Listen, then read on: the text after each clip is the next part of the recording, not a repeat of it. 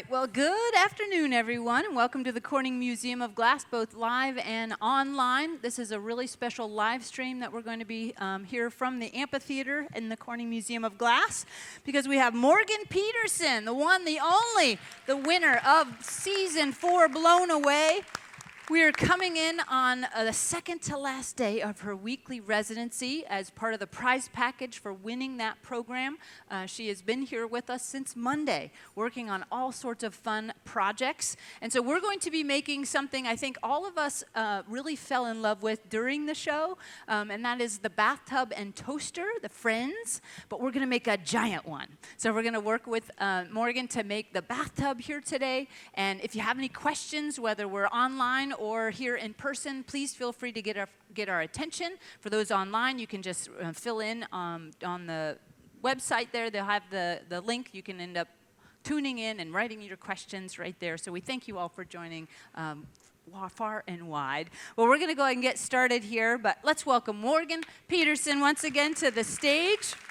Introduce you to the rest of the team. She brought Olivia with her here. Olivia's been working hard all week, not only as a glass-blowing assistant, but also covering a lot of the social media things that you've seen on Morgan's social media during the visit. So thanks for joining us this week. It's been great. We've got Chris over here, Chris Rochelle. Let's welcome him to the stage as well.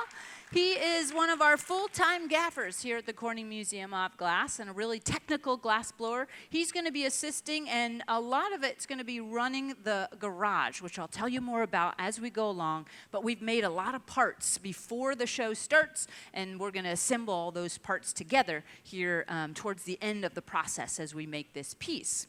And then we have Tom over here. Tom's going to be assisting. He's the muscle here today. He's going to be bringing us, really carrying around this piece as it builds in weight. That can be kind of tricky. So he's going to be the heavy lifter for us here today. So thanks for joining us for that as well. And my name's Helen. I'm here to assist, and I'm going to be narrating the process as we go along. So again, field those questions my direction. Whenever I can, I will certainly answer them. We've got a nice team assembled here today to be able to make these dreams come true. Now, I'm curious, though, how many folks out there are not familiar with what the Blown Away series is? A couple of you? Okay, fantastic. I know we've got a lot of familiar faces that have been with us for most of the week, too. But the Blown Away series is a Netflix series. It's a competition that's all about glass blowing. So it starts out with 10 different contestants. They give you various challenges throughout the course of the show. And unfortunately, one person goes home at the end of every episode. So they whittle it down to the final 2 contestants. And when they do that, the Corning Museum of Glass, for the past 4 seasons, have sent up a contingent of glass blowers to assist with the final presentation. The final challenge is always to make an immersive display in the gallery space that they have there on the show. And so it usually requires a little bit more time, a little bit more parts and pieces. So we bring the 3 gaffers to assist those individuals, where typically throughout the season they only have 1 or 2 assistants, depending. So we kind of up the ante, and we're able to help them make wild and crazy, amazing things. And if you come to the Corning Museum of Glass this year, we're really excited that the final presentation that Morgan made is on display here in the amphitheater. So you can see that in person. It's slightly laid out differently because we don't have the same gallery space as they do on the show. But it's got all the parts. All 83 components are all in that display. And you can see it right here in the amphitheater in the Corning Museum of Glass. But to make a bathtub, bathtubs are white. So we started out with well, not all bathtubs are white. Most modern bathtubs are white. But we're going to start out with a little bit of white glass.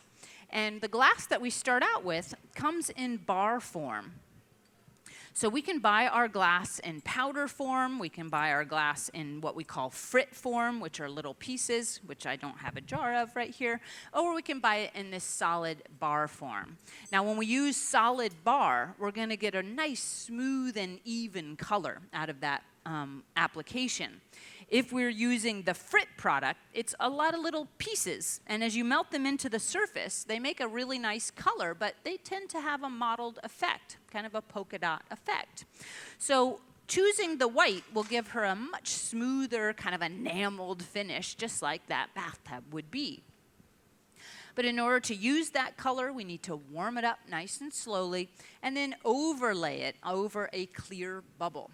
So that's what we got started with slightly before the show started, was taking a big chunk, almost a full bar of that white glass and getting it nice and hot into a nice little hot Hershey Kiss shape, and we dripped it right over the surface of a clear bubble and then pushed that color up and around that clear bubble to create a nice even coating of color on the surface. So once we get our foundation of clear glass or white, then we start building up the amount of clear that we need to make the size piece that we want to make.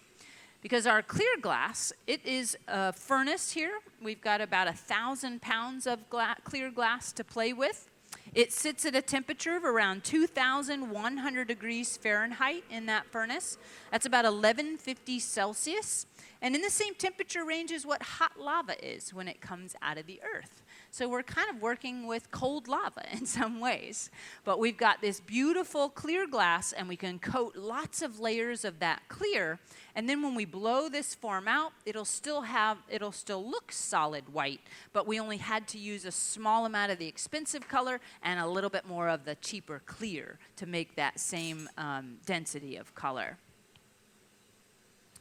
So I think Morgan is just prepping some of the things that she'll need for later on. These bathtubs and the toaster, they're friends, and they're based on one of Morgan's best friend back in Seattle, and the two of them get along like a toaster and a bathtub, she says, which can be sometimes good, sometimes bad, I guess. But I know the friend she's talking about, and she's amazing, so I would think they would both be bathtubs together. Yeah, very lovely. Both be toasters? Yeah. In the hot shops. Oh, okay, the hot shop's the bathtub. There you go. That is a pretty good metaphor. So now we've got these little characters. They are kind of characters, and they've got cute little faces on them. So we're going to use rods of glass to kind of paint those faces onto the surface of the characters towards the end of the process. Now, luckily, that is another piece that's here on display at the Corning Museum of Glass, as we have an entire area dedicated to Blown Away. So it has one piece from each contestant that was on the season 4, and she was able to put the original bathtub and toaster on display here at the museum. So that's another thing you can see if you come here to visit. We've got both of those on display. Yeah, that's lovely. She says we do everything together, so I wanted her to be in the museum too. That's lovely. But it really is a great display up on the West Bridge. It's got not only the pieces from the season, we also have some great videos and other literature up there, so you can learn a little bit more about the show. If you're not familiar, feel free to check that out up here on the West Bridge. So Chris is working towards gathering up the different layers of glass. We call that the act of gathering. That's how we pull glass from our furnace. That furnace has about 1,000 pounds, all in a big ceramic bowl we call a crucible. And we do keep that hot and running all the time, so that glass is readily available at any time. If we were to turn that furnace off for some reason, we would need to pull all that glass out of there, because the glass and the material the furnaces are made from, they do expand and contract as they heat and they cool. So if you try to cool them too quickly or even just together, the glass is going to shrink at a different rate than the ceramic crucible that it's in, and it'll end up cracking that whole furnace into pieces. So you need to empty the furnace, let it come down really slowly, and do the reverse when you turn a furnace on. So we go back into that furnace to wind the glass onto the surface, being about the consistency of honey. It's really easy to add to the surface of the bubble. Yes? Oh, what is Morgan's favorite thing to make out of glass? Morgan, do you have a favorite thing you like to make out of glass? I don't think she heard me here yet. Just a second. Morgan, one of your adoring fans here would like to know, what is your favorite thing to make out of glass? Mistakes. She said mistakes, but that's kind of a joke. But in some ways, I would have to agree with you. You have to make mistakes to figure things out. Like, you know,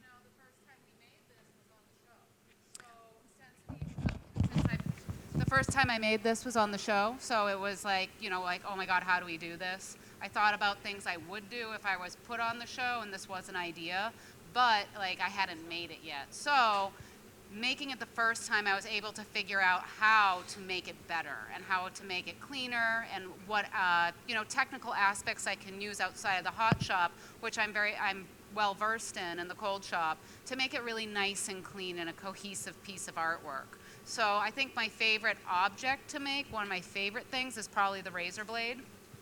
But I really have been enjoying making the toasters today and the tub. So I don't know, they're fun. They're all fun. Glass is just fun.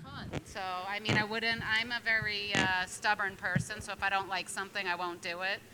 So that's why it'll be 24 years this summer that I've been a glass blower. So I'm still here, still doing it, so I like everything we get to make. That's a good answer. Thank you. Thank you so much. Awesome. Yes, glass is very difficult. It is a very challenging material, and when you see objects in galleries, in museums, it's not generally the first version of something. You know, you've got to make a lot of mistakes to figure out how things work, and it's usually the second, third, fourth, maybe the 100th piece that you're seeing in those final displays. Yes?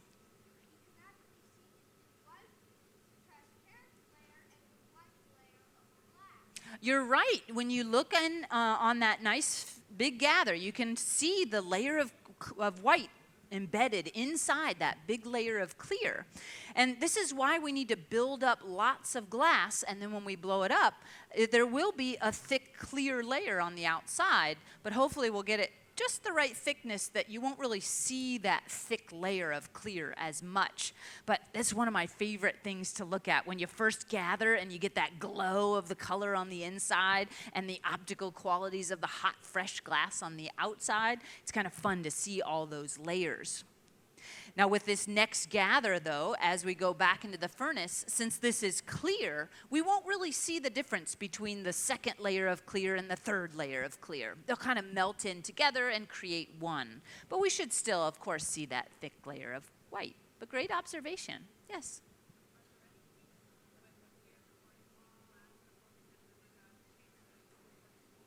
Ooh, is there any equipment here at the Corning Museum of Glass that Morgan hadn't had a chance to use before?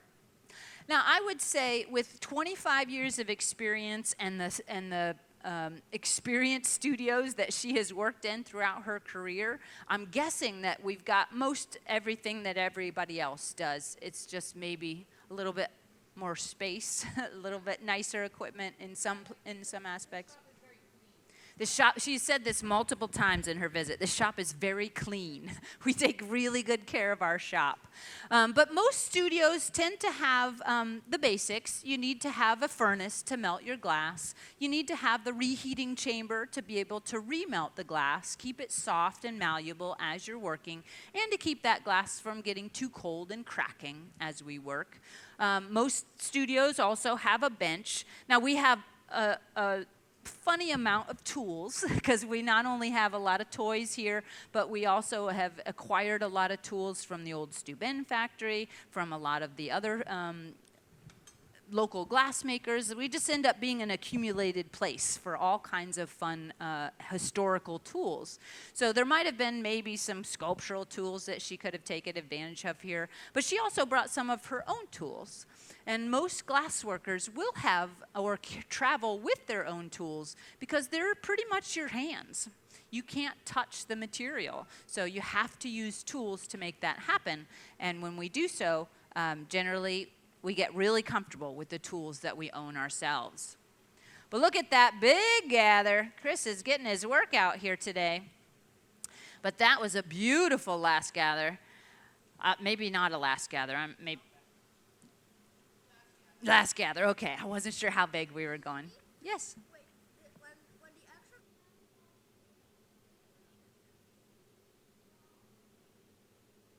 So the question was, when we drain the glass into the buckets, does that end up making a Prince Rupert's drop? So when we were pouring in that bucket, we're kind of straining off some of the excess glass that we don't need, and it makes the gather a nice even gather. We do reclaim that glass, putting it back into our furnace eventually, so we do try to reclaim as much clean, clear glass as we can.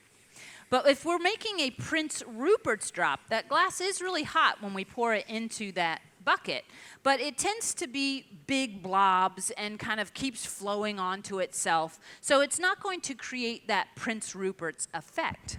Prince Rupert's drops are usually just a small drop of glass that's dropped into water, and that will create kind of a teardrop shape with a little tail. So it's just too much glass coming off of that to make a proper Prince Rupert's. Really big blobs kind of look like really big blobs. When they hit the bucket there, they're actually water in that bucket. So that blob of glass is going to break into tiny little pieces. So they won't even stay as a blob because we've got water to help contain that glass and to help it break into the smaller pieces, which are easier to recycle. But they just did a lot of great shaping here. You might have noticed every time we come from the furnace, we go back to the bench and we use a wooden block to cradle that glass inside of. Those wooden blocks are made of cherry wood, which is a really wonderful wood to use because it has a tight grain pattern. They end up burning evenly on the inside, not creating ridges or irregularities that you might find in non-fruit woods or things like pine. So we can use these only because they're also wet. So that nice tight grain pattern also holds lots of water, allowing steam to form on the inside of that tool. So steam becomes a non-stick surface, allowing us to roll and manipulate that glass easily without leaving wood ash or texture on its surface. The wooden blocks, though, are fairly limiting. There's only a certain amount that can be shaped with that initial block, so we tend to also gravitate towards this hand pad here. Now this hand pad is made of newspaper. I think it's one of the more surprising tools that we use, but with about 5 to 10 sheets of newspaper folded up, we can get a really nice flexible shaping tool that also works on that layer of steam. So with that steam, with the paper, you're going to see Morgan or Chris or Tom, whoever ends up holding the pipe at the time, they might use that paper to help shape the glass. Now our reheating furnace, this is how we shape our objects. With heat comes softness. So we just make the glass hot where we want to see it change and keep it slightly colder where we don't want it to change. Being in the early stages of shaping, we want to make sure that we're still working really hot. And you're going to see some great teamworking happening here because as Morgan is watching the bubble and helping contain it with the hand pad, Chris is rotating the pipe and Tom is blowing into the end of that pipe. So we can add inflation, and having an assistant blowing into the pipe for you makes it a lot easier to guide that bubble in just the right way. Olivia is also being an excellent assistant here by putting a little water on the paper, maybe using a paddle to shield Morgan from the heat, and really just being the orchestrator of all things bench here at the edge of the studio. You got a question?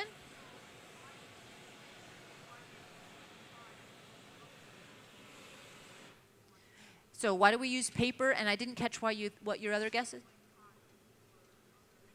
Hide? Oh, okay.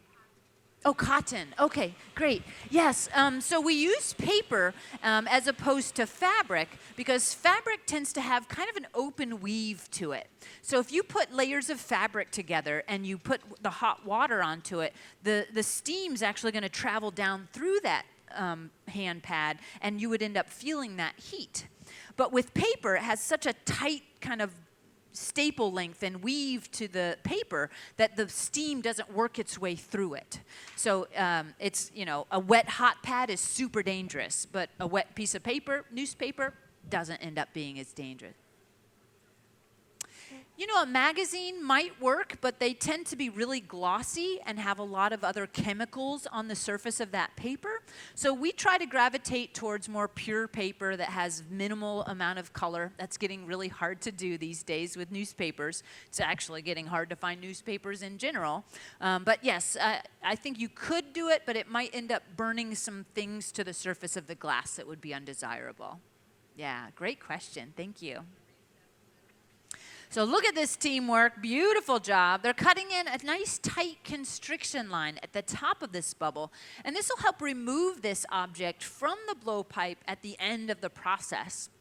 A lot of objects are traded to another iron, what we call a punty, and then it gives you access to opening up the top half of the form. But Morgan has found that with these very large bathtubs, she's only made a couple of them. The one on the show is maybe only 5 to or maybe 10 inches big. But these, as they scale up, she was finding that the shape really wasn't doing what she wanted by trying to transfer it over onto a punty and open up that shape. So instead, we're never going to remove this from that iron. We're going to leave it on this pipe the whole time, cut in a tight constriction line, break it off at the end of the process, and then the top of the bathtub will actually be cold worked. So it'll be cut and ground and polished into that nice curve that you can that she wants for the bathtub shape. And this is a very common approach, not only to glassmaking in general, but the way that Morgan really loves to work. All things don't have to happen in the hot shop. As much as we all love to blow glass and we can do amazing and beautiful things, there is a tendency that when you start adding bits and building things and building them bigger and bigger and bigger, they tend to get a little more cartoony. Sometimes things get a little soft and squish and they're kind of hard to line up in just the right way. So she's a big fan of making lots of components, lots of parts and pieces. And then when everything's at room temperature, she can kind of look through the pile of parts and start assembling things together. And then if you have 4 pieces and the 5th one was a little off on size, well, then you don't need to use that 5th one. You know that those 4 are the good ones. Where if you're doing everything hot, you're kind of dedicated to whatever you got in the oven, you put it all together, there's no going back. So she'll do a lot of things that are later formed in the cold shop or in her studio, grinding, polishing, getting the fits just right, and then gluing them together. Get a question? That's a great question, too. Is it dangerous for our eyes to be looking into that furnace? Not really. Now, we all do have safety glasses on, or regular glasses for those that need them. But we have glasses on mostly for the heat. The radiant heat can dry your eyes out and be kind of uncomfortable. But mostly we're using those glasses to protect us from any broken glass. Because glass, when it cools, it shrinks. And if it shrinks too suddenly, it can kind of crack and pop and send little pieces of glass flying all over. Or if an accident were to happen and we dropped a piece and it kind of shattered and kind of showered us all with glass, we want to make sure our eyes are well protected. Now, if we're using a lot of torches, and if you come here to the Corning Museum of Glass, we have a flame working demonstration that happens on a daily basis. And they have a torch that's mounted on the table that uses both gas and oxygen. It's really hot, it's really bright. So they do wear special glasses called didymiums. And those will help smooth out or filter out the bad light and give them a better view and protect their eyes. Great question. I want to bring your attention back. Look at, we're already changing that big, beautiful bubble into the flattened form that we have for our bathtub shape. So again, as we're building this, remember it's kind of the bottom 3/4 of that bubble that's going to be the final product, and the top section will all end up being waste glass in the end. So she's using a bit of cork. Cork is a really wonderful tool. Just like our paper, just like our wood, we get a little carbon layer on the surface, but these don't require water. So we can use them to flatten things and use them fairly aggressively to shape things. And as long as we keep them moving, they're not going to end up leaving texture or leaving wood ash on the surface. So you see a lot of these tools being used. Yes?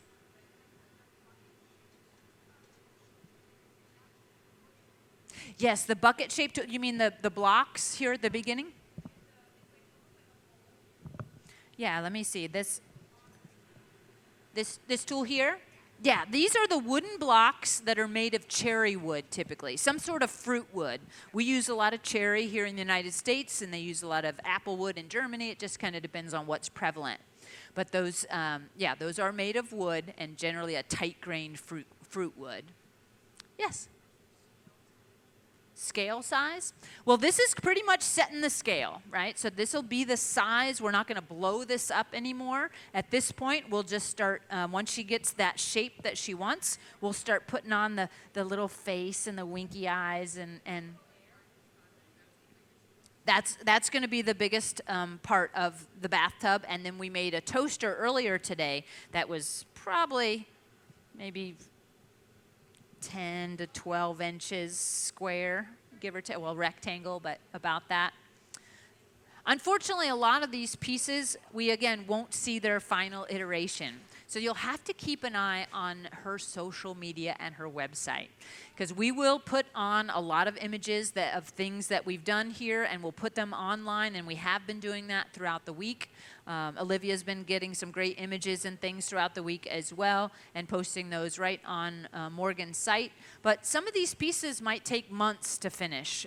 Lots of cold working, lots of other approaches to the material, and we still have to ship them all the way back to Seattle for her. She'll fly home without them, and we'll box them up and send everything that she made during her residency. So she's just going to have Christmas someday and be able to open up all these boxes and have lots of work ahead of her to be able to make some beautiful things out of these parts and pieces that we've been working on. So fun, she says, so fun.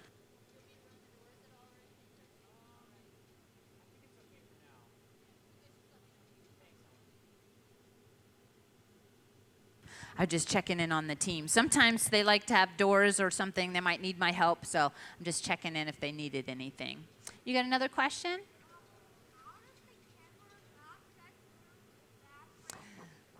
That's another great question. You might all be noticing that we're seeing the inside of our furnace on occasion every time they go and reheat. Now, this gives me an opportunity to talk a little bit about glass chemistry, because what's protecting a standard camera, we don't have a high temperature camera in there, we have a regular camera, and it's behind that unit, and it's looking through a very special window. So windows are typically what soda lime glass. Now, soda lime glass is just one big family of glasses. But if you change the chemistry of glasses, you can make them do different things. So can anybody tell me what glass in general is made out of? Sand, excellent. Now, sand by itself, though, is going to take a really high temperature to melt and won't turn into a nice glass that can be formed into things. So sand typically needs to have a flux added to it. Flux is lower melting temperatures. So for our glass, the soda lime glass, we're using the silica sand soda ash as a flux. And then we have a stabilizer called limestone. Those three materials are called batch, but if we tweak the formulas, we can make them do different things.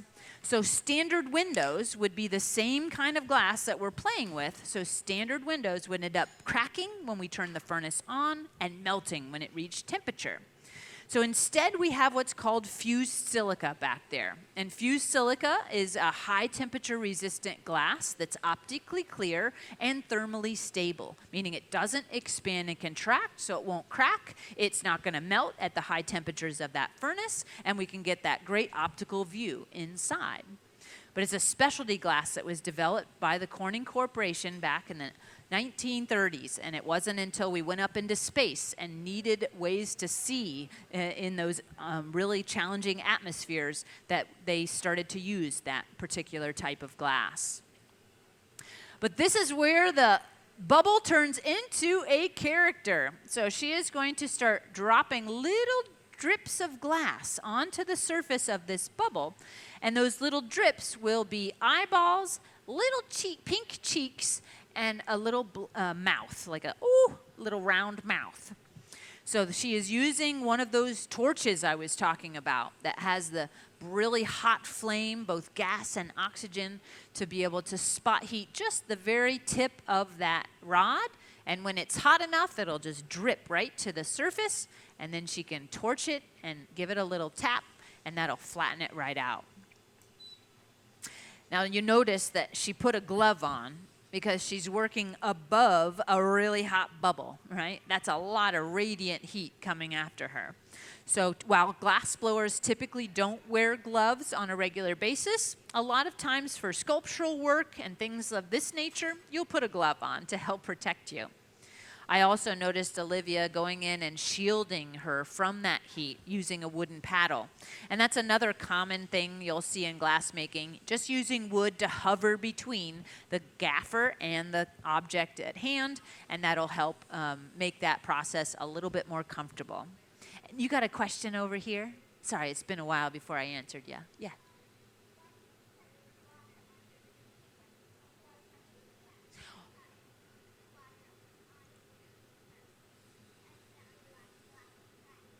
Oh, you are so observant. That is fantastic. She said, well, why is it that you put water on the newspaper and then you put it on your glass, but we were also told that if we put water on the glass, it'll end up cracking it.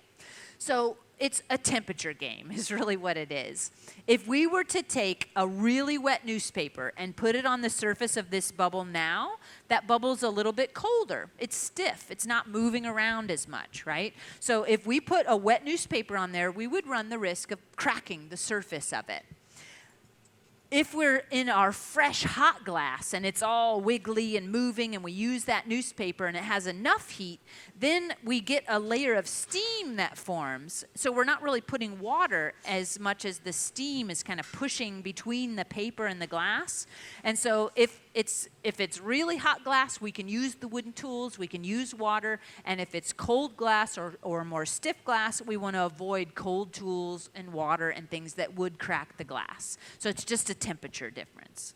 Does that make sense? Awesome. Great question. Great observation. Thank you. Yes? The canes? Yeah, that's what she's using. They're rods of solid colored glass, and when you pull glass into long strings and chop them up, you do call them canes. But we do call these, canes or rods. And we've got a beautiful pink color, we got a black, and we've got a white. So now she's adding the black, which would be, of course, the iris of the eye, I think. And before we got started today, Morgan was looking for some inspiration. Sometimes we print out pictures and things to be able to reference. And so she's made a lot of googly eyes. I mean, anything with googly eyes is going to be awesome, right? So she's made a lot of things with googly eyes, but she said, I really want to take this a little further in that step. I want to make it as cute and sparkly as possible because this reminds me so much of my friends.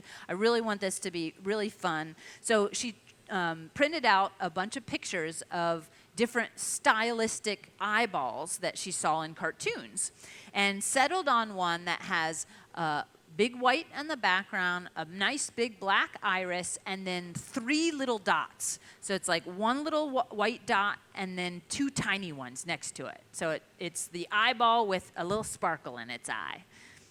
So super cute. And I think maybe one of the first times she's made that particular style. But I love how this is coming together. It's such a big bathroom. It's going to have such a cute little face on the front. It's so adorable.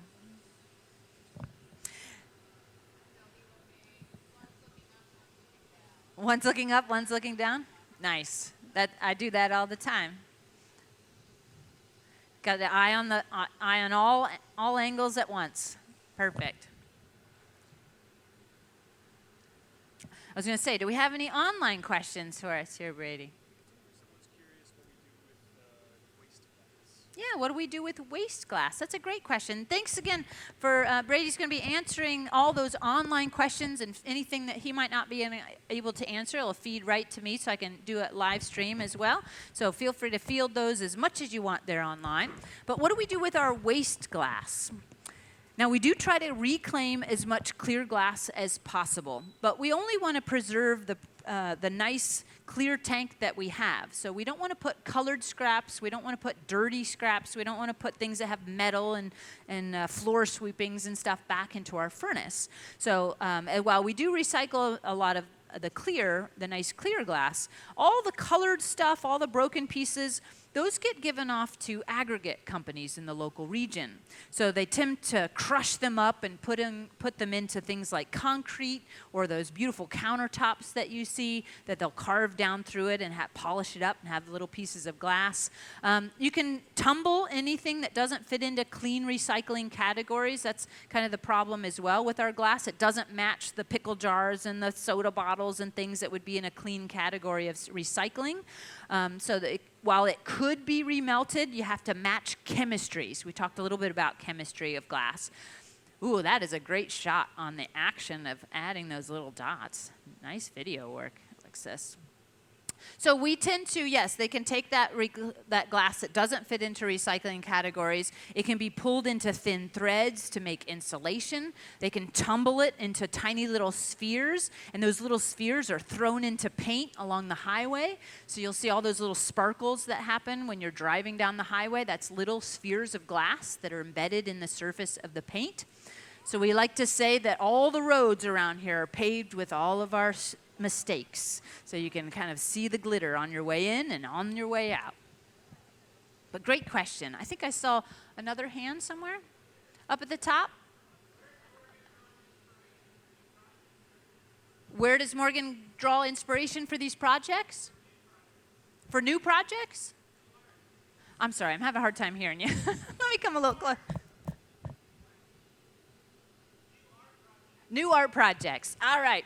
Now, inspiration, man, can come from a lot of different places. I know Morgan is a huge fan of true crime. True crime. I said that backwards.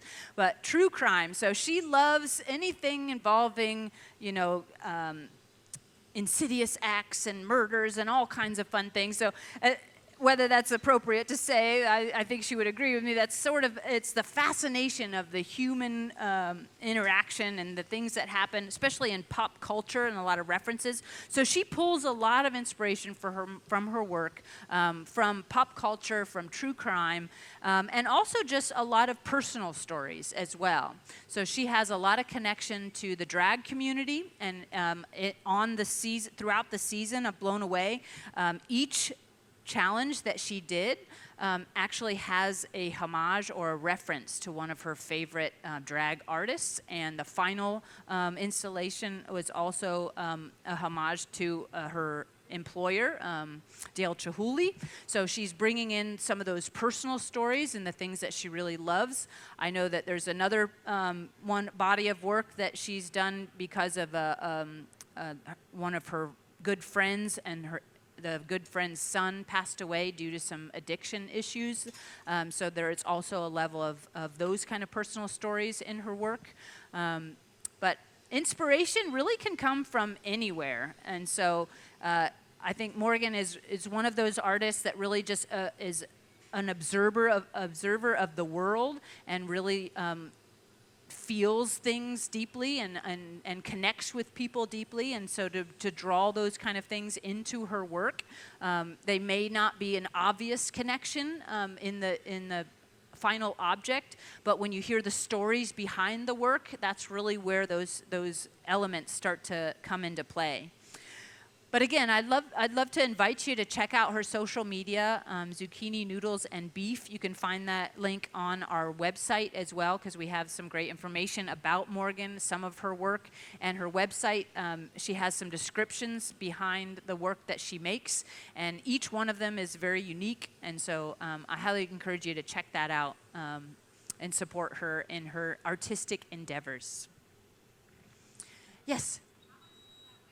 How much does that weigh? It weighs pretty much the same amount as what we pulled it out of the furnace. I would say about 10 to 15 pounds of glass. But since it's bigger and it's further away, it's going to feel exponentially heavier every time you kind of hold it far away from you. So yes, 10 pounds of glass can get really heavy after a while, carrying it around far away from you. But it's blown out pretty big, and I'm guessing it's fairly thin as well, probably about a quarter to a half an inch. So it's not as heavy as what it could be if we made it a lot thicker. Yeah. But you can see there's those little winkies, those little sparkles, the tiny little dots of glass. She doesn't want to just torch and get it super hot. It'll all melt flat. So one of the things that's really nice the way that she's doing these eyes is she's leaving them just a little bit dimensional. So they'll really stand off the tub and really have a life to them on the surface. So and I see the pink in her hand. So now we're getting down to the cheeks. They've got like rosy little cheeks. They're so cute. We actually made, I guess we could show you the piece from yesterday. So for those of you who were with us here in person, we did a Blown Away Day. Have you even seen this yet? So we did a Blown Away challenge. We had 3 contestants that were here along with Morgan, and this was the piece that she made in collaboration with the guests that came. We kind of narrowed down to their favorite pieces of the episodes and allowed her to have a little creative freedom on how to join some different things together. So this is an example of how those little faces come together, and I'll show you. Can you show that real quick for our online audience? You can see that cute little toaster in the front, and so those little, now this isn't the sparkly eyes as much, but this was the collaboration piece that we did yesterday for that Blown Away Day. So cute. But now she's making those little pink cheeks on the bathtub.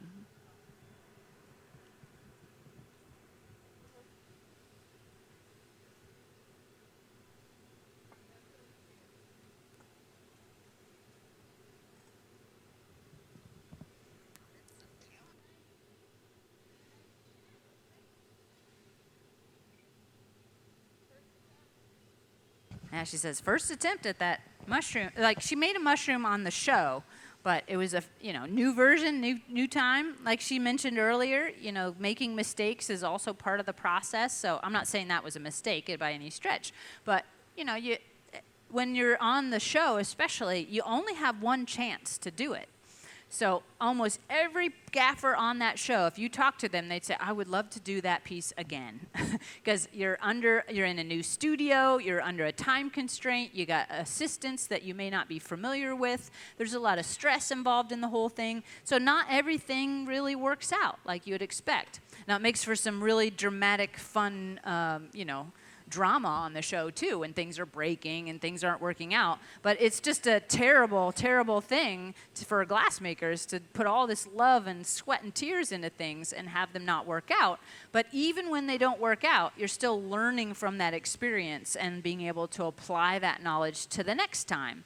And even if you don't make the same thing again, you can take parts and pieces of that. So every eyeball she's done, she learns a little something different about how to make an eyeball, and goes from a googly eye to a cutie little sparkle eye, and just by changing that methodology just a little bit. Yeah, next time maybe a little star.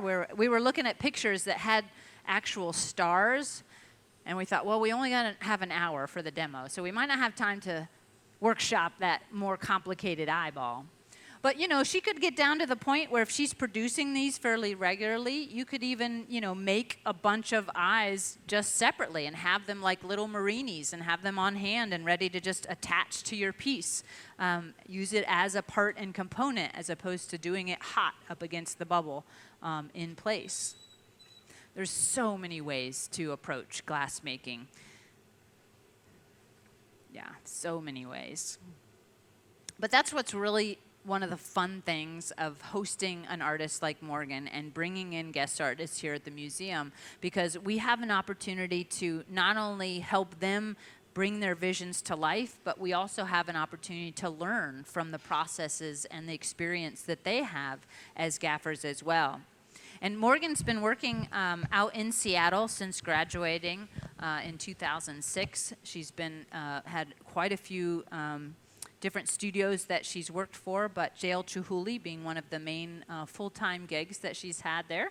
And that is a great approach to glassmaking, and one of the things that she's learned from working in that studio is, Dale Chihuly is amazing. He has beautiful visions, but he doesn't really make a lot of the work himself anymore. He hires talented people to be able to bring his visions to life.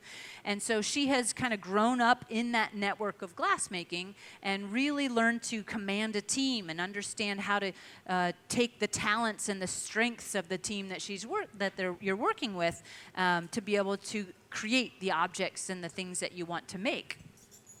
So she's had great support and inspiration from that team out there, and she's had nothing but good and beautiful things to say throughout her visit here about that team.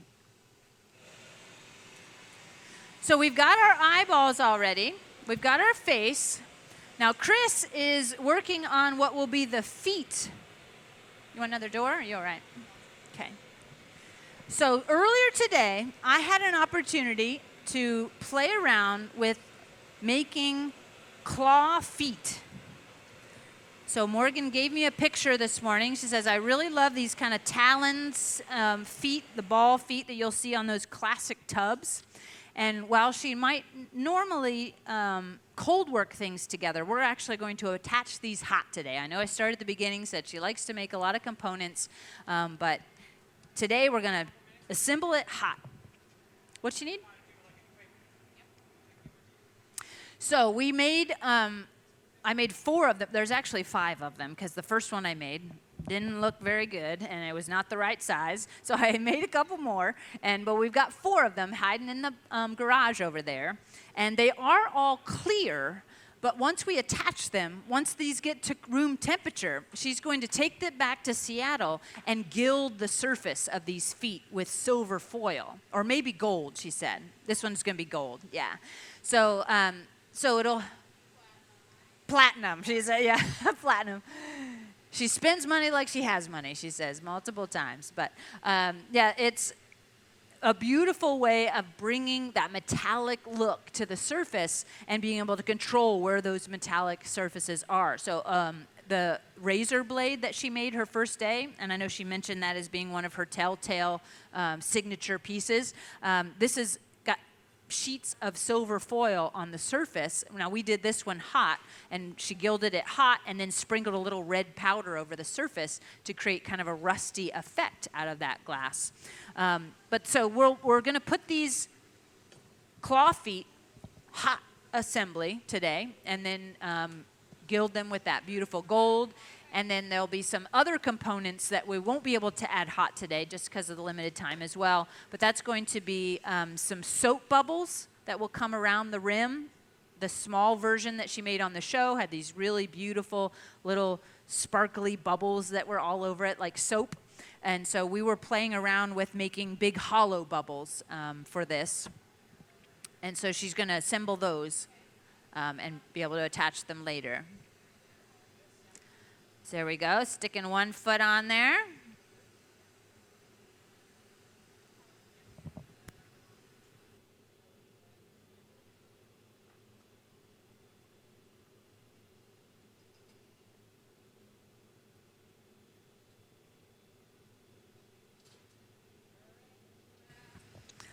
All right, so there's one claw foot.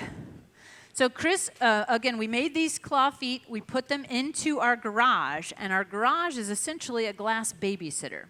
So we can put parts and components in there, keep them at just the right temperature so nothing's melting and nothing's cracking as long as everything goes well. And when we're ready to pull things from that garage, there's kind of a hot side and a cold side. There's only a few degrees difference, but it's about 1,020 degrees in there. So we're going to take a punty, stick it to the claw foot, and then bring it over in front of the furnace, get it warm, and then he'll start building heat back into that piece. And then they heated just the bottom of that foot or I guess the top of the foot, so that it can be stuck and melted into the surface. So we had some questions online. Thank you for adding those in. They asked what kind of glue that we use for assembling glass. Now, the two main glues that I'm familiar with and most glass blowers will work with are either UV glue or Hextol. Is there anything that you use beyond that? M31, a medical glue. Okay, that one I haven't used. I don't do a lot of gluing of glass in my own glass practice, so I think there's been a few newer things under the sun since I've done a lot of that. But generally, Hextol is a very, very popular glue. It is actually a two-part epoxy that you have to mix the parts just in the right proportions, and then it's a really slow-setting glue. So you have to set up just the right conditions. It can fill gaps, so if you have, and it's very optically clear. It can be ground and polished, so it becomes a really lovely glue for attaching components or mixed media together as well. UV glues tend to be just a one-part glue that will react to black lights and be able to, or the sunshine, and it will set up in a very short amount of time, but they're typically not filler glues. So if you had a small gap or something, you really have to have perfect matching, and they also have to be transparent glass that the light can penetrate through. So while they're great for quick and immediate, they're not really a great lasting archival version typically, depending on the piece. The second question that we had online was how to get started in glassmaking. Awesome. So I would suggest the thing about glass is that it's not something that you can typically do in your family room, right? You have to have a hot shop, you have to have all this equipment and everything. So it's very rare for people to own their own hot shops. So typically glass artists will end up, unless you're working production and you really have a whole business going, most glass workers will just gain access in a public access studio, kind of like we have here at the Corning Museum of Glass. The studio of the Corning Museum of Glass has classes, has workshops, and rental facilities for professional glass blowers to be able to make a lot of their work. So I would suggest that you come here to the Corning Museum of Glass and take a class. That's a great way to start. But if we're not anywhere close or you don't feel like coming to us, there are public access studios all around the country, all over the world, that teach classes and workshops and just really give you an introduction all the way to advanced approach to glassmaking. Now, on a more approachable scale is flame working. Flame working, you can buy a torch, you can set it up in your garage, make sure you have good ventilation because it's both gas and oxygen, so you want to have a nice ventilated space, but it's a much smaller approach. You can kind of set it up in your home as long as you have the local authorities allow such activities in your private home. But you can end up buying a torch, end up making beads, small objects out of glass, and it all works the same. It all kind of is the approaches. You learn the basics of glass making. So that's a really great way to start, just making beads on a simple torch. You can even buy, you don't even have to buy the fancy versions that we have here, even just there's like hot head torches. It's just a head that you put onto a MAP gas torch. So really low tech and a great way to get it started. A lot of contemporary glassworkers are also learning in universities. So there's a handful of high schools around the country and a little over 50 universities that have glass blowing as a major. So you can do a Bachelor of Fine Arts or Material Studies. It kind of depends on the university and what their program structure is. But you can go to university for a 4-year degree or to graduate school. So they also have a graduate level in glassmaking as well. So that's another contemporary way, because historically, mostly glass was done in factories, and it was a very limited activity. You had to be a glass blower in the factory to be able to have access to that material. But the contemporary studio glass movement that started kind of really hit its stride in the late 60s, early 70s, that is when few artists got together and decided, well, we want to play with glass too. We don't want to work in a factory. So they started building small furnaces, private studios, public access studios, and that's where we start to see those university programs building as well.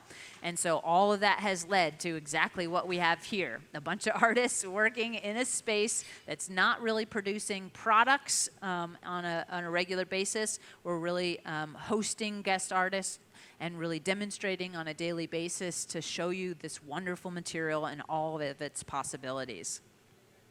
So here we go with a second foot.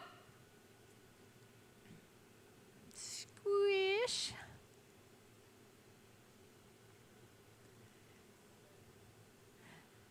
So you really need to have the surface of that glass nice and hot to get it to stick.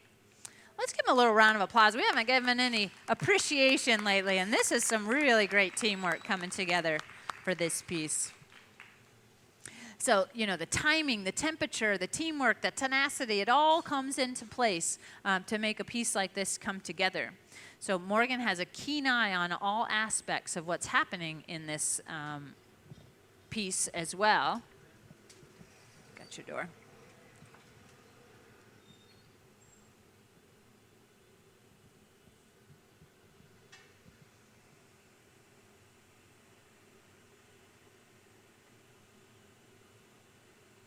So cute.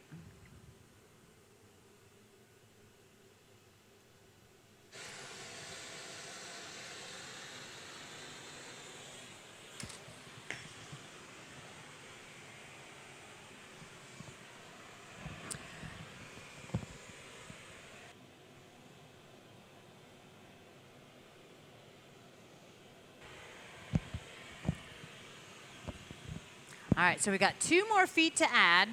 And luckily, we're going to stick with it till the end. I know online it said it was only from 3 to 4, but we're going to stick with it until we're finished. Absolutely. And for those of you who are here in person, or if you're really online and you're loving what you see and you might have missed something, we will eventually have this up on our YouTube channel. And our YouTube channel of the Corning Museum of Glass has thousands of hours of glass blowing and demonstrations. And we do have quite a few featured artists from Blown Away that we've invited here over the past 4 seasons. So you can check on past winners as well. But lots of opportunity to see. It usually takes us, you know, about a week or so to make sure that the video is edited, and then we also wait for the piece to come out of the oven, and we have an image of that piece at the end of the video or the beginning, depending on how they structure it. But you will get to see a final version of this once it comes out of the oven. We'll also be posting things onto our social media as well. We've been doing daily updates. And so you can kind of look back and see some of the other work and adventures that Morgan has had here during her week. Part of the prize package for winning Blown Away is a week-long residency here at the Corning Museum of Glass. And Morgan's on Friday, but we got Saturday. So we got 1 more day to make pieces with her tomorrow.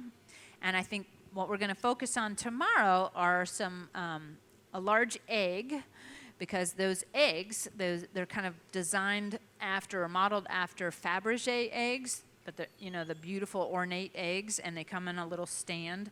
So she takes and makes big, beautiful eggs with lots of color on the surface, and then she'll grind through that surface, engraving it into a beautiful portrait or a cameo-style portrait. And so they can have hundreds of hours of cold working to get all the details of that beautiful cameo in the cold shop. Once again, it's not a hot process. But we'll be making some blanks for her tomorrow. And then she was collaborating as well with Ryan, and he's going to be making a beautiful stand and finial for the egg, which is a little bit different. She does, I guess most of yours has a stand of some sort, yeah. But they're going to do a little collaboration, and Ryan is also a contestant from Blown Away and was down in the final challenge, and they're just good friends and wanted to collaborate once again. So he was here yesterday doing the Blown Away Day, and he's sticking around to help out do a very special collaboration with Morgan tomorrow.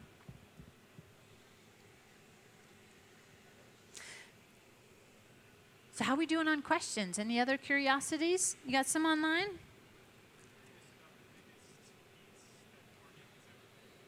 The biggest piece that Morgan has ever made? I know in general Morgan doesn't like to make huge work personally, but she works on the Chihuly team, and they make ginormous things all of the time. So some of these, probably those eggs are probably some of the bigger things that you've made.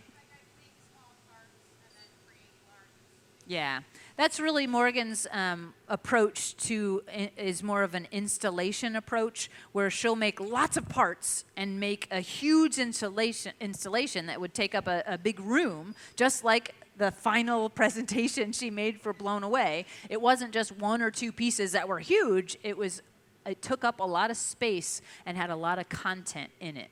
And so, yes, a lot of what she does isn't the biggest things, it's all the important things, it's the details. Big doesn't necessarily make better, so it's really the vision behind it that really brings a piece to the heart of it. But yeah, I've seen even this bathtub, you know, the original one was really small. This is maybe the biggest bathtub she's made so far. There's also a really fun kind of trompe-l'oeil to some of her work if you check out her website. Yesterday we made some lighter bodies, and so she's made lighters and other pills and pill bottles, and they're all ginormous. But if you see it in an image, you would think it was a regular size thing, because she figured out the perfect proportions, the perfect colors, all the details that come together. But then there's some really great image on her website that's her standing in the space, and then you realize these things are huge.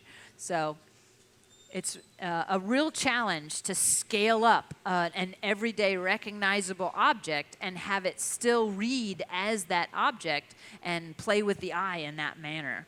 And she's really, really good at that. I'm sorry? How much does it weigh? The feet?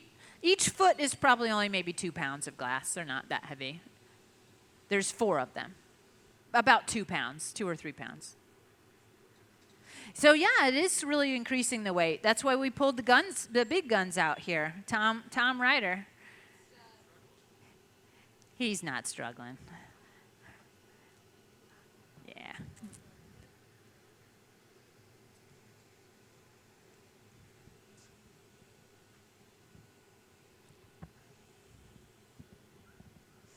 You see that little wiggle they did? They're really trying to make sure that those are seated beautifully onto the surface.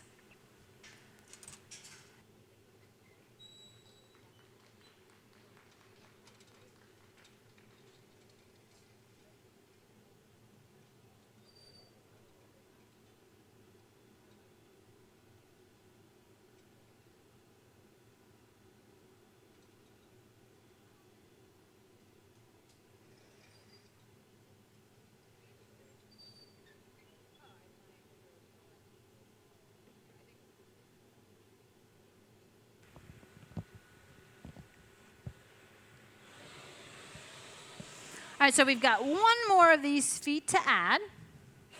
And we were just talking about proportions, you know.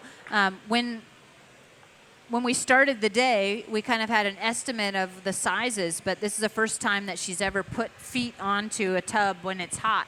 So, you know, I wasn't quite sure what size to make. I was trying to make them all the same size at least, but adding them on, whether they should be bigger or smaller, those are kind of fun things that you really don't know until you assemble a thing together to see how it all works together.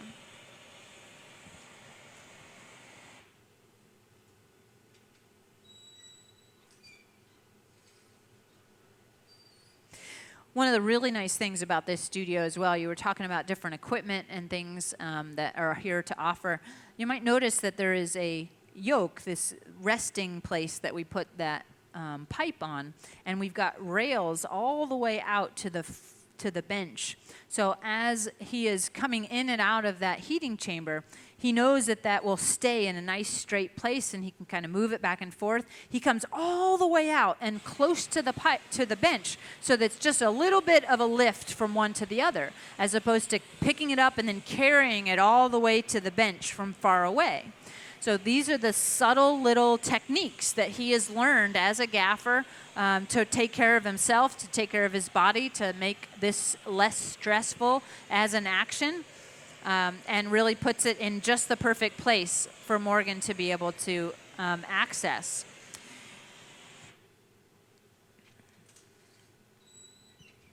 When you start scaling up on the size of things, it really does make the process a lot more complicated, just sheer weight of the material.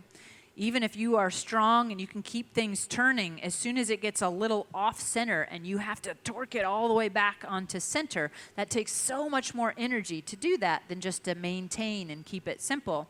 So when you start to do sculptural work especially, very often those sculptures are not an even distribution of weight as you're playing with them, and you need to keep things in just the right positions as you're building that to keep it in place. But this is kind of a nice, concise, rounded, semi-rounded form. That one, the balance is pretty good.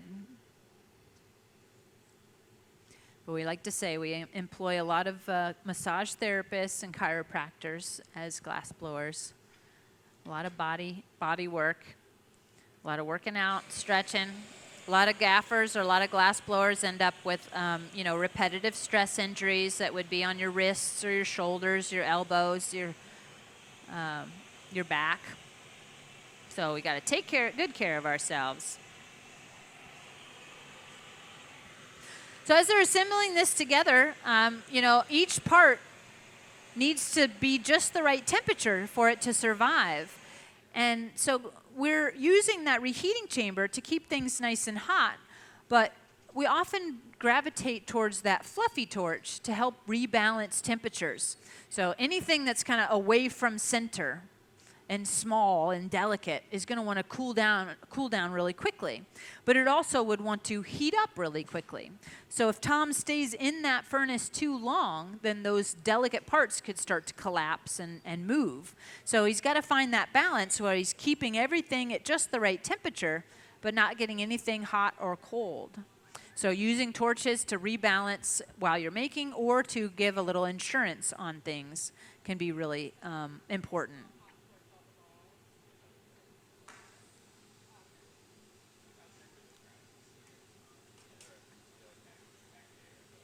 And I think once we get all 4 of these feet, I tried to measure them pretty close to each other, but we're kind of pushing and squishing, so there's a little bit of irregularity on the height, and they're on the curve of the tub itself.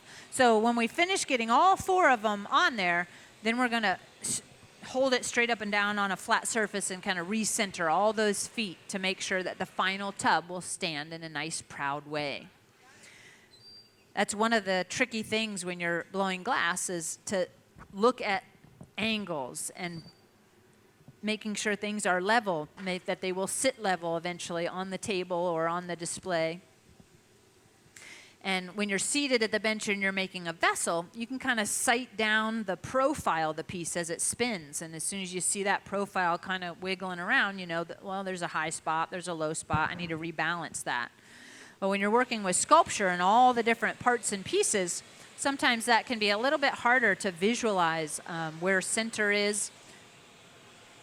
So you notice how she's even pulled the tool deck away from the bench so she can stand behind it, get a good view, get the torch in the right place.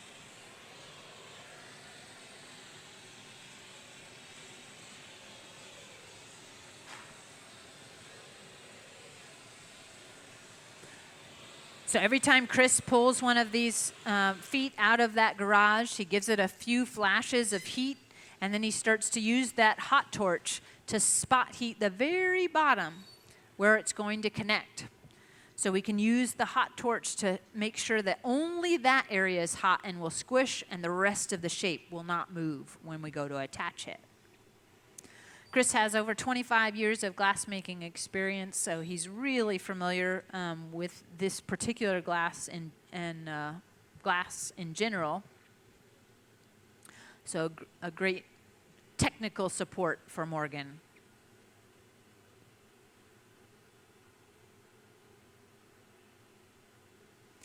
So sticking it down, line it up.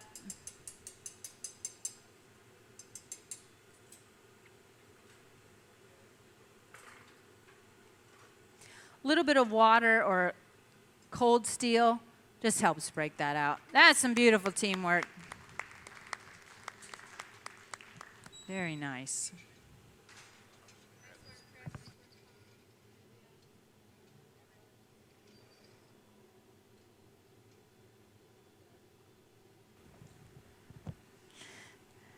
All right, so we're going to put a kiln shelf on the floor on a couple bricks so it's not all the way on the floor. But this kiln shelf will warm that up a little bit so that we can drop the piece down onto that and help rebalance it. But we don't want to put it on cold metal. We don't want to put it on the cold floor. That could end up shocking the glass.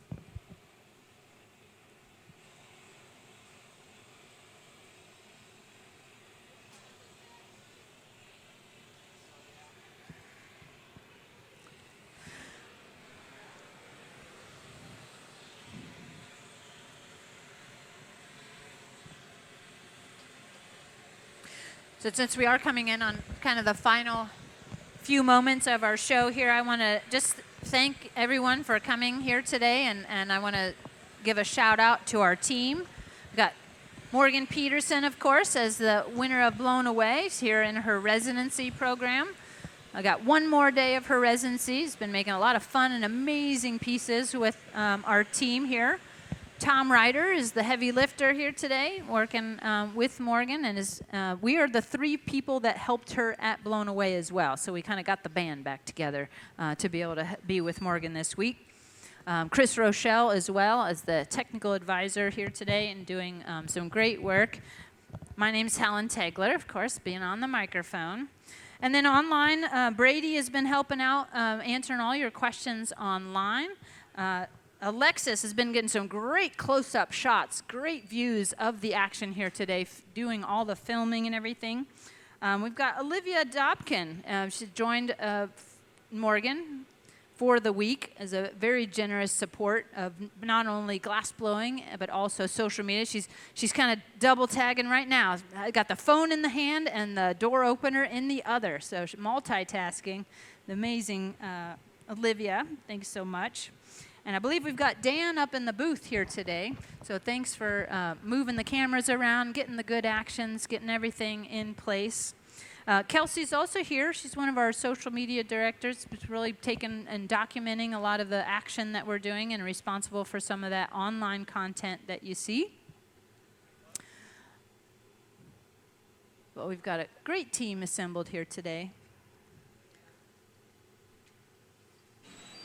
And glass blowing, this is something that Morgan was talking last night in our Connected by Glass event, that you can never look at glassmaking as being an individual experience.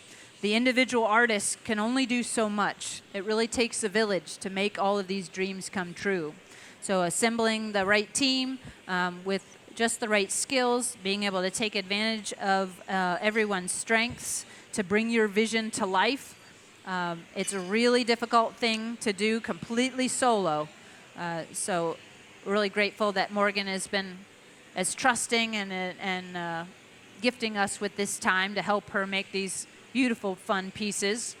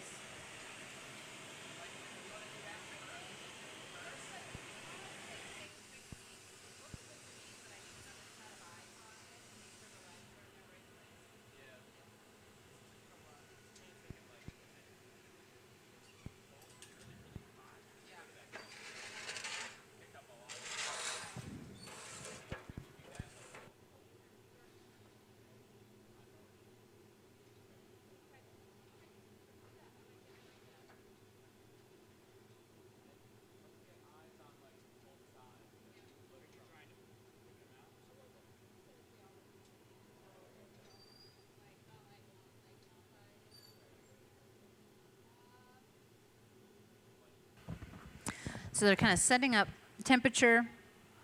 There's a concern that if you get those sections too hot and go down into that kiln shelf, they'll create flat spots, right? So we're wanting it to be equal and have the right spacing, but we don't want to create any dents in that object. To avoid any thermal shock or breaking, we're using wooden paddles to help guide them into place.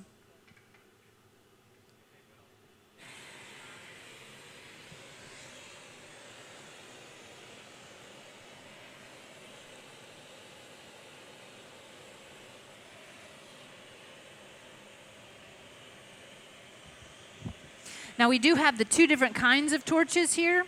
One torch runs on both gas and oxygen, so it burns at nearly 5,000 degrees. It will melt glass instantly and get really, really hot. But this torch here, that's what we call the fluffy. It's just propane. And so it's not going to really melt the glass, but it'll get it hot. It'll start to soften it slightly and keep it warm. So I call it our insurance heater, really. It gives a little heat where we need it, like on the jack line and other areas, and can give a soft heat to help guide things into place. That's a great view. You can even see the flame that's happening in that reheating chamber. So even the reheating chamber itself is considered a tool. It has flame in one area, so you can kind of guide your pieces into that flame even as you're working to be able to heat things in just the right way.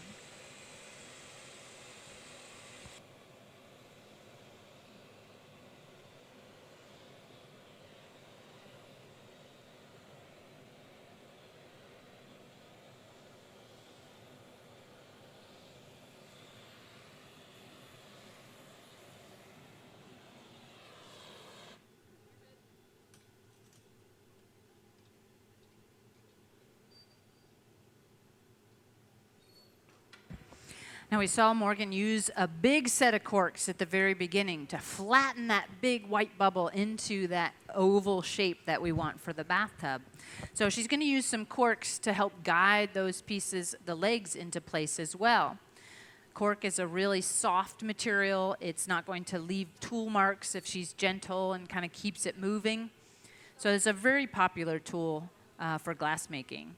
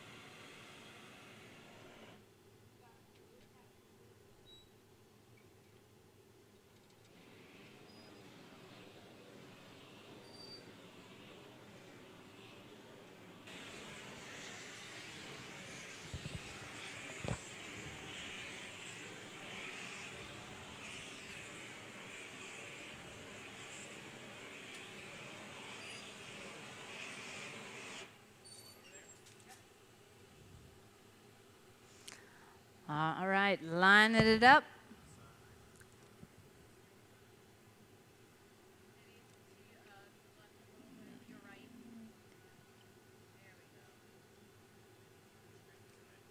Yeah, it looks good this direction. Sweet. That was easy. Nice job, nice job.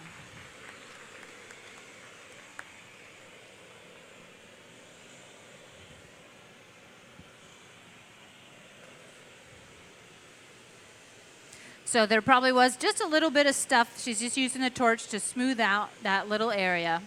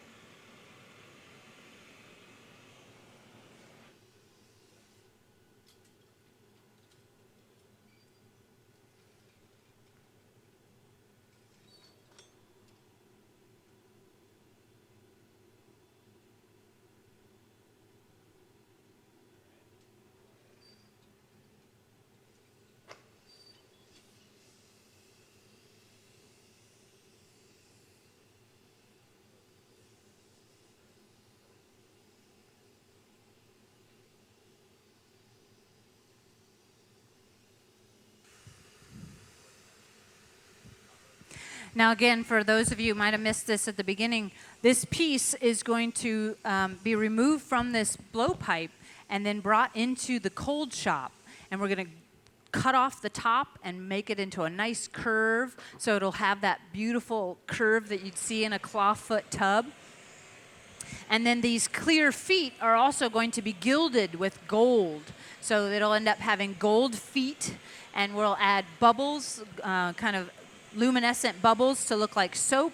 And then she also wants to make, some handles and a little spout, a dragon spout that's also made of gold. So lots of additions that will be added to this piece in the future. And some of those parts still have yet to be made.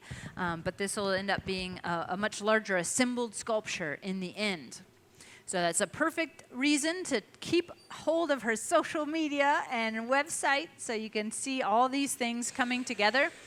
We've made so many parts and pieces for her to take home and play with. She's got thousands of hours of cold working and all kinds of processes, some of which she does herself. All the beautiful portraits and engraving that you see on her work online, that is all things that she does her own for herself.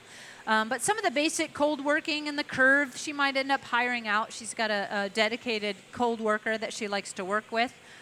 And again, another way of approaching creative work, you don't necessarily have to make everything yourself. When you hire professionals, you get the nicest version of something. So any metalworking, cold working, other things that might not be the best use of her creative time can be farmed out to other people and help support their living as a glassmaker and artisan as well.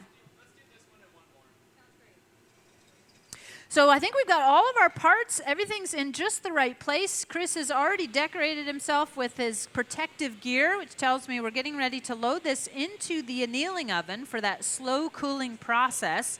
This piece will take at least overnight with those nice thick claw feet. We might give it a little extra time to avoid any breaking. Our glass shrinks just a little bit as it cools, so if it expands and contracts too much as it heats and it cools, you can end up not having things survive. So we want to make sure that it's going nice and slow.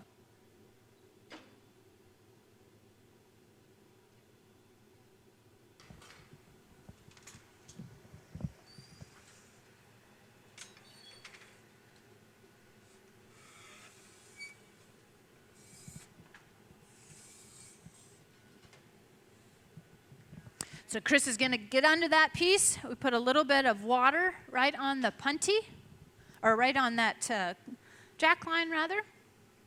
This will cause a small crack to form right along that piece. And a light tap is all it takes. There's our beautiful bathtub. Away in the oven it goes. Stands perfectly straight. Fantastic job, Morgan Peterson and the team. Fantastic. Awesome. Well, we want to thank everyone both in-house here at the Corning Museum of Glass and online. So thank you so much for tuning in. We hope to see you here sometime soon here at the Corning Museum of Glass. Have a great evening, everyone.